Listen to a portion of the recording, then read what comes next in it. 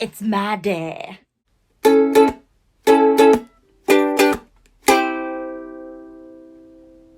Hello everybody, welcome back to my channel and happy International Diabetes Day. Is it really something we should be celebrating? I'm not sure, but hey how, I get a day about me. So in today's video, I'm going to be doing a Dear Diabetic special. On my Instagram and Twitter and my Dear Diabetic Facebook page, I asked you guys for your questions and assumptions about diabetes. It could be anything. So thank you for those who have replied and sent in messages and comments. I will be answering them today. For more updates of any videos that I do in this type of style, don't forget to follow me on my social media handles, because then you can get involved and I can get you shout outs if you really want them. Also, just to clarify, yes, I am not in my usual setup. That is because I'm at my partner's house, because I'm just spending the weekend there. I match the wall.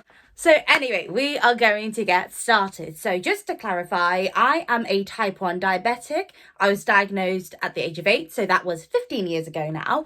I have had all sorts of different types of medication, including the injection pens and the insulin pump, which I am currently on and have been for 13 years now. Yeah, 13 years.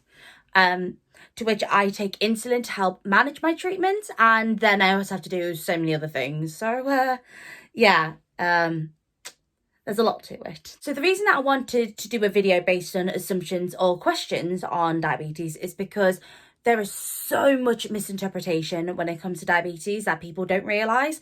And even still, as you get older, people still assume there's one thing, but it's completely a different other thing. And part of that is due to like just bias or people just not being educated, as well as the media making lies pretty much or over exaggerating certain topics. So coming from a diabetic myself, I want to address some things that I've experienced and that most other people will also experience. Just to clarify, I am one diabetic out of the hundreds of thousands around the world. So my views may differ to other people's, but I'm going to try and be as unbiased as possible. Anyway, with that said, let's get started. Okay, first question. How does diabetes affect your physical health? With diabetes, it stemmed from your pancreas not being able to produce enough insulin, or just the insulin isn't effective in controlling the amount of glucose in your body, which comes from food. In doing so, you need to counterbalance it with insulin that you inject yourself. And that can actually be affected by any exercise or physical activities that you do. So you'll see of some Olympians, they may be diabetics themselves and they'll have to have certain treatment before. But sometimes physical health can affect the way that your blood sugars react. Sometimes your blood sugars can shoot up because you're using up a lot of energy all at once or over a period of time.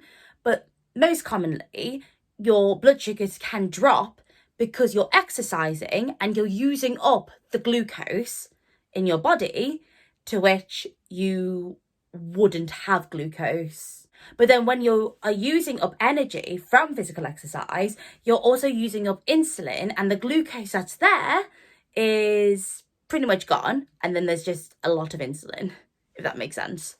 So it does really affect your physical health. For me, as a performer, I have to be really careful with that, because I could be on stage and I could pass out, and I don't like that thought, because even though the show must go on, I do not go on with the show. So how do we tackle this? Well, Olympians and actors will typically have to test their blood sugars before.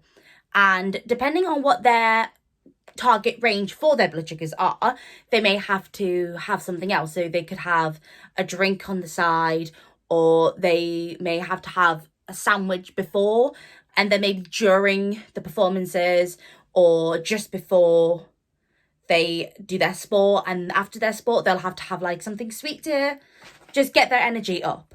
And it's not just during their physical activity, it's also after their physical activity. That makes it really important that you don't crash, because you could be like really high energy and have something to eat, and then because your body's still burning off the glucose and the insulin, your blood sugars can drop. So to summarize that question, diabetes affects your physical health because you are burning off the glucose in your body. And even though the insulin is still there, too much insulin can make your blood sugars go down low, meaning that you can hypo.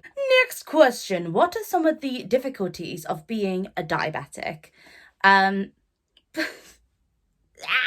There are so many difficulties that people just don't understand. So I'm just gonna do the basics, really. So with being a diabetic, you are in a constant state of anxiety. I mean, that's me saying this, but it's actually a very common thing that other diabetics face, and yet it's never addressed. So we have a lot of mental health worries, like mainly anxiety and depression, because it's always the constant, like, we've got to constantly keep moving with things. You've got to keep living a normal everyday life, but when you're walking or like when you're out somewhere, you've got to think, oh my god, like, am I actually okay, or am I having a hypo, or my blood's high, am I having a ketosis? Is that the right phrase? So one of the difficulties is the mental health, which is also very hard to overcome when it's not that called upon. So I did an interview for someone who was going into like psychology, but particularly psychology within diabetics, and they'd asked me a lot of questions about the mental health side. And one of the questions they said was, do you think nurses did enough for your mental health? And I had to answer honestly and say no. And it's because mental health has only been something in the past 10 years that's really got the attention and people are actually taken seriously. But I think as diabetics, because there's a lot of stigma with it being a disability, to add mental health into the mix, there's just not a lot of support there. And the support that isn't there, it's just not as widely available to some people. Or that the doctors didn't say, you need to do this, you need to go talk to someone about it. So I'd say that is one of the most difficult things about being a diabetic. And then we've also got the added bonus of make sure you have all of your equipment, make sure that you regularly test your blood sugars, make sure you give yourself the right amount of insulin, otherwise you could go really high or really low. And then the inevitable hospital visits, which are never fun. Number 3, now this is a good one. If you are diabetic, why do you still eat sugar? I'm going to address this. So as a diabetic, you typically have to avoid sugary foods because they contain a lot of glucose, meaning that your body has to produce a lot of insulin. But when your body doesn't produce insulin, you just have a load of glucose, which means that your blood sugars go really high and can make you very ill. So to tackle with this, you typically would have to eat really healthy and avoid sugary foods. But there is the problem that you have too much insulin, meaning there's not enough glucose in your body. This is where the term hypos come into it, or hypoglycemic shocks, meaning that your blood sugars are below the target range and that you need glucose to bring your sugars back up to the target range. So typically, we would have either like a bit of a fizzy drink or some sweets or some dextro tablets or something like that. It varies from different people about what they have. Now, when you see a diabetic do this, if you're just assuming that they're drinking fizzy drinks, leave them be. And I say that because they could be treating a hypo. And unless you know that they're not having a hypo, it's not your business. Let them get on with it. Also, it's not all diabetics that can't eat sugar. Yes, you should try and avoid it as much as possible, but it doesn't mean that you were completely banned from it, as everything has glucose in. So everything technically has sugar. So there have been people who have questioned me on like, why are you eating this chocolate bar? It's got sugar in. But because of my medication and being on the insulin pump, which can administer insulin a lot more quickly and over a period of time, I'm able to eat it. Whilst if I was still on the injections, I would avoid it as it's more difficult to administer the insulin, like for everything that you have. It's a weird kind of insulin chemical thing. I'm not sure. If someone knows, please explain in the comments. It's not that we can't eat sugar or we shouldn't be eating sugar. It's more of we should avoid it to help us deal with the glucose and the insulin intake. But also at the same time, we need the sugar to bring our bloods back up. And like I said, it's not all diabetics that have to avoid it. For type 1s, we typically avoid it anyway because we don't have insulin in our body to control it. But type 2s, they can have it. But as a dietary thing, just to help their pancreas, which still has insulin, it just doesn't work, just help produce it. Okay, next assumption, only fat people get diabetes. What? Okay, so I have this a lot. So for those who know me or have seen my pictures on social media, you'll know that I am a bigger person. I am technically what's known as plus size, but I don't know. But I'm small, so it's a bit of a weird thing. And people always think that if you're fat, you'll get diabetes. That is not true. It is not true. And I say that because I, at the age of 8, lost weight. I was underweight when I was diabetic. And that was probably due to the fact that I wasn't having insulin, which absorbs the glucose and helps control it. So yeah, and I get this all the time. And when you are diagnosed with diabetes and you have more insulin going in you, the insulin helps absorb the glucose and digest it, because insulin is a hormone and something to do with science, I'm not entirely sure, but it's the hormones that react with the digestion process that gets the glucose or something that makes you bigger. It's not the insulin itself, and it's not the diet. So for me, I have always been a really, really healthy eater. If you put in front of me a piece of cake or a bowl of olives, I'm choosing the olives. Like, I'm Lebanese, so obviously. But even still, as growing up, I was always bigger than my sisters. And we'd went to dietitians. Sorry to those dietitians here, but I'm sorry, there are some really useless ones here. So please acknowledge what I'm going to say with a pinch of salt. And there was a dietitian that said, oh, try eating these instead when you're coming from school. Okay, did that, did the exercise. There wasn't much change. Came back, okay, I'll have less. Okay, we did that. And then they were like, okay, well, maybe just don't. It's like, nothing that you're saying is working. I'm doing the right things. I'm doing everything that you say, and nothing is working. And it's because they don't realise that the amount of insulin that I have in my body is the problem for my weight gain, as well as other medication that contains or like does the hormone balances or whatever. They don't realise that that is the problem. It wasn't until a few years ago that I realised that I wasn't so-called fat, that I realised it wasn't me being unhealthy. It was just the fact that I had a lot of insulin absorbing a lot of glucose and carbohydrates that made me realise, oh, wow, okay, I'm not actually big. It's just because of the insulin. And I know that because I lost a lot of weight. But it doesn't always mean that. Like those who are pregnant, some women get gestational diabetes because they're carrying another body and they're eating a lot more, so their body can't handle it. But you wouldn't call them fat. They're pregnant. They've got another human life in them. And it's not just that. Like, a lot of people do lose weight when they become diabetic. It is literally just because of a generic thing. Typically, those who have a history of diabetes or other illnesses. So for me, we've got in our family a lot of people with underactive thyroids, celiac disease, and XYZ other medications, illnesses, whatever. So it was bound to be that someone was going to get diabetes, and it just happened to be me. But the fact that you say all diabetics are fat or only fat people get diabetes it's completely wrong. And if that's really what you believe, then you might need to rethink that, because if you see someone like me who's a bundle of energy when they're performing, yes, I'm big, but I'm not unfit. And you see someone who is really slim, but they're really unfit, and we could both be diabetic. Like, it's not a thing of diets. Yes, diets can help prevent it or control it, but to say only fat people get diabetes is completely wrong.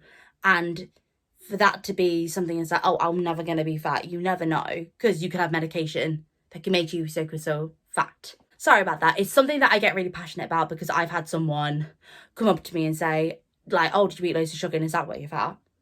And it's like, for a 15-year-old, that's not really the kind of thing that you want to hear.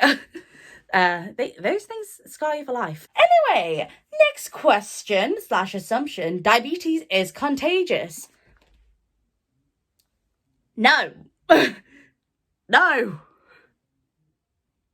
How do people believe that? It's not contagious. So I need to address the term contagious. Contagious is when something of liquid is passed on to another person. So, for example, sneezing, coughing, blood donation or infestation, whatever it is, that's contagious. Diabetes is not. Diabetes is Diabetes is caused by your own pancreas, your own organ, either not producing insulin anymore or the insulin just not being effective. And it can literally happen to anyone. Like, it can happen to anyone, and there's nothing you can do about it, really. The only way of contagion that there is through genetics. So again, if you have a family history of diabetes or other illnesses, there is more of a chance that you can, well, be diagnosed with it. But that's not a bad thing. It just means you've got something to deal with, which is fine. Like, there's loads of famous people who have diabetes and they are completely fine. But I know that people are like, oh, you can catch diabetes from like pricking our fingers and pricking your fingers. So it's a bit like sexually transmitted diseases. It's not like that at all. And if you're asking people to prick your finger, stop. Next question. How is diabetes a disability? Now, this is a really interesting one, which is one that I really wanted to address. So a lot of people think that diabetes is not a disability because it's a lifestyle thing, which affects the lifestyle, but it's not purely a lifestyle thing. It's not a diet. Diabetes is a physical disability. However, certain authorities don't want to acknowledge it. So diabetes is a physical disability because we are physically injecting ourselves with our medication, and our disability can affect our eyesight and our feet. Now, a lot of people do tend to question this, like, oh, well, how does it affect that? I thought it was just a health thing. And it's all a health thing, but like a diet thing. Because your insulin controls the glucose in your body, it helps like a lot of your major hormones and organs like just develop as normal. So sometimes when you have high blood sugars, your insulin isn't working or you don't have enough, it can damage your retinas somehow. I'm not sure. I'm not what's the word? I'm not an optician. That's it. I'm not an optician. But it affects it, and you could become blind from being diabetic if you don't control it properly. Same with feet. Your major blood veins end at your feet. So if you damage your feet as a diabetic, you can like permanently scar your feet, and then that could lead to the blood veins not working there, meaning no circulation, meaning your legs are of no use to you anymore. At the same time, your immune system is compromised, meaning that when you get ill or when you get an infection, you can get it faster and worse than the average person because your body is already lost one of its organs and can't work properly. So with the COVID lockdowns, the first lockdown, I wasn't told that I needed to shield. I still shielded though. But the second lockdown, I was told that I needed to shield because only then that they realised that diabetes is serious enough that COVID affects it. And so I had to shield. Those who know the COVID lockdown procedures, those who had to shield. And, you know, we weren't allowed to leave. And that made us more... Also, that gave us like a jump to getting the vaccine. If you saw my vaccines, you know, I'll link it down in the description box below so you can see. But you see, like, it is a disability, a physical disability, because it affects every part of our body. And, you know, it affects the way that we look, the way that we feel things, and also mental. It is also a mental disability because when you've lived life so long as in one lifestyle, then suddenly diabetes gets thrown into the mixture, your lifestyle changes, and then you end up developing anxiety and depression, which is something that is not spoken about enough, which is something that I always want to speak about.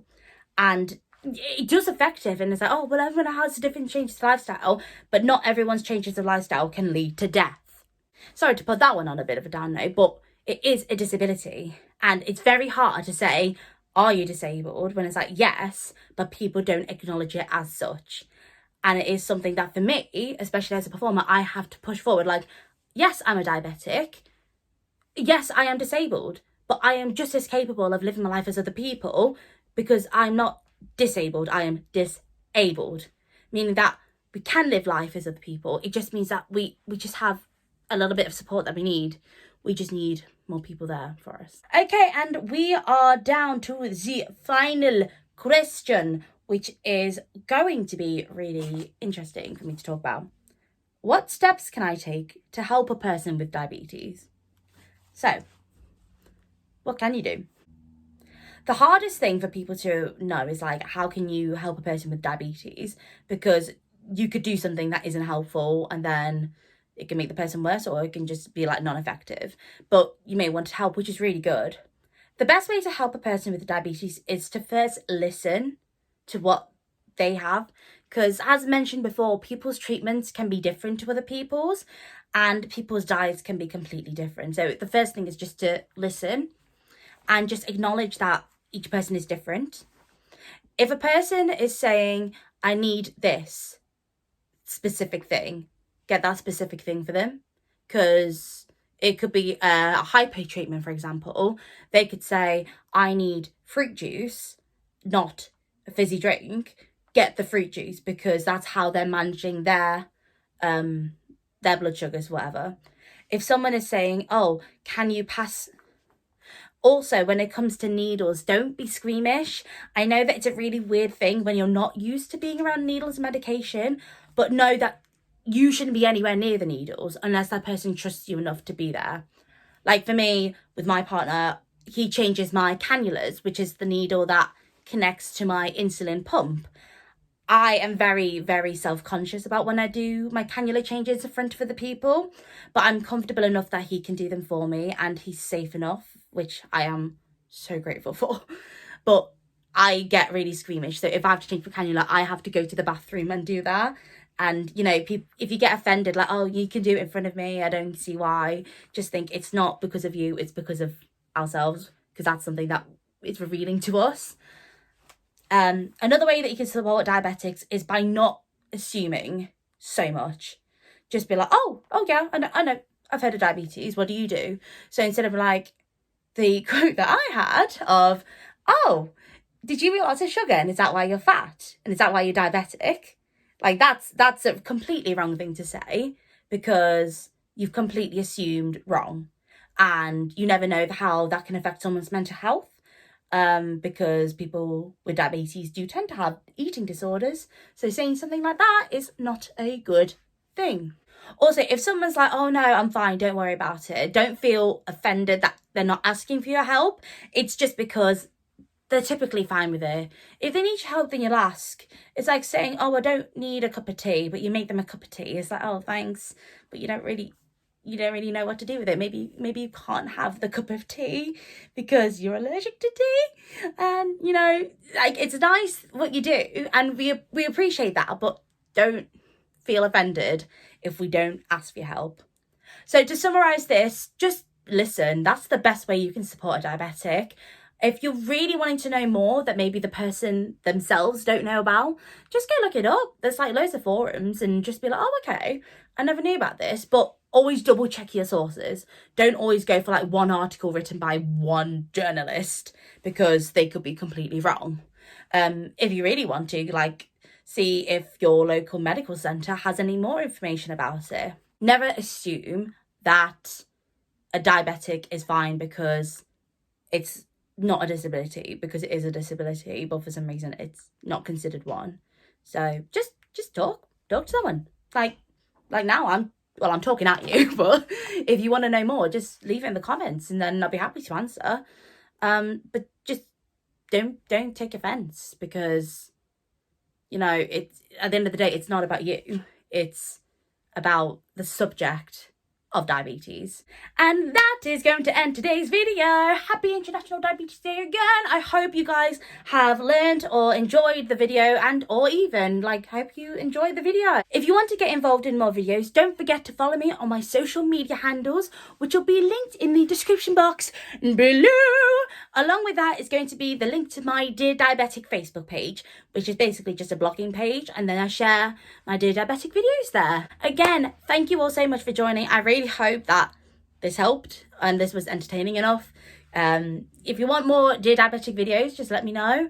I've got some ideas for some other videos coming up soon, but if you want to know something in specific, I can dedicate a whole episode to that if you want to. Thank you all so much for joining in. I hope you all are having a wonderful day. Stay safe, and I shall see you next time. Bye!